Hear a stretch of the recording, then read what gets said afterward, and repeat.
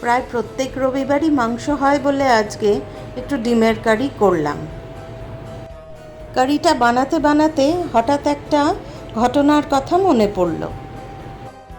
আমার জামাইবাবু মনোদা, উনি বিল্ডিং কন্ট্রাক্টর। উনি তুরায় থাকেন, আর একবার তুরার থেকে বহুদূর রংরা বলে একটা জায়গায় উনি একটা বিল্ডিং বানানোর কাজ পেয়েছিলেন।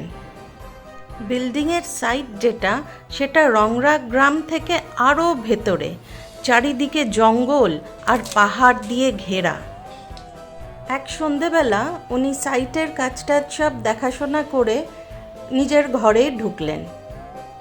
ঘরটা ওনার জন্যে বা ইঞ্জিনিয়াররা যখন আসতেন তাদের জন্যে টেম্পোরারিলি একটা করা হয়েছিল। ঘরের সাইডে ছিল একটা খাট আর জানলার লাগোয়া একটা টেবিল আর একটা চেয়ার। যাই হোক, সেদিন রাত্রি 8টা সাড়ে 8টা নাগাদ উনি মুখ হাত পা ধুয়ে খেতে বসবেন। একজন মিস্ত্রি এসে টেবিলেতে রুটি আর ডিমের ডালনা দিয়ে গেল। গরমকাল, জানলাটা ছিল খোলা, আর জানলার ওই ধারে কিছু দেখা যায় না, অন্ধকার ঘুটঘুটে জঙ্গল জঙ্গল চারিদিকে, শুধু হয়তো কয়েকটা জোনাকি পোকা জ্বলছে। মনোদা পরে আমাদের বলছে যে সবে খেতে যাবে খাবারটা, এমন সময় জানলার ওই দিক থেকে একটা অদ্ভুত আওয়াজ।